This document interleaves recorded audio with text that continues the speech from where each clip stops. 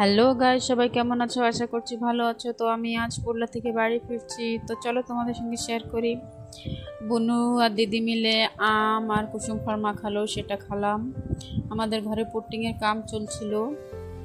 তারপর কিছু বোনেরা এসেছিল খেলা করতে চুন্নু মুন্নুর সঙ্গে, তো আমরা সবাই মিলে আড্ডা করলাম। তারপর দেখি আমার বর আমার মা মিলে ব্যাগ গোছাচ্ছিল, সেটা দেখে তো মনটা খুবই খারাপ করছিল, কারণ বাড়ি তো কেউরই ছেড়ে যেতে ইচ্ছা করে না। তো কী করা যাবে, বাড়িতে একদিন যাওয়াই লাগবে। তো সবাইকে বাই বললাম। আমাদের বাড়ি অনেক লোক, আমরা অনেক বড় ফ্যামিলি। তো সবাইকে বাই বললাম। এটা আমার মা। সবাইকে বাই বললে আমরা বেরিয়ে গেলাম। কিছুক্ষণের ভিতরে একটা বিড্রি আমরা পৌঁছে গেলাম, এটা বিড্রি মা। তারপর এটা ঢোডরা পৌঁছে গেলাম। ঢোডরা থেকে উমরকোট পৌঁছে গেলাম। উমরকোটে আজ তো ট্রাফিক জ্যাম হয়ে গেছিলো, খুবই ভিড়। তারপর আমরা গেলাম সিটি বাজার মেট্রোতে, সেখানে কিছু কেনার ছিল, সেটা কিনলাম। কেনার পর সেখানে বাই বলে আমরা চলে আসলাম। এটা হলো অধিকারীগুড়া।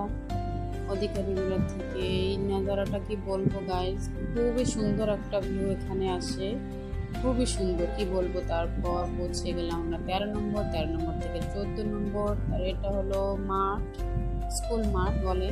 তারপর বাড়ি আসলাম বিকেলবেলা, একটু মা বাড়ি ঘুরতে গেছিলাম আমি আর মুন্নু। এখানে ভাই দেখো কেমন করে আমাদের দেখতে উড়ে আসছে।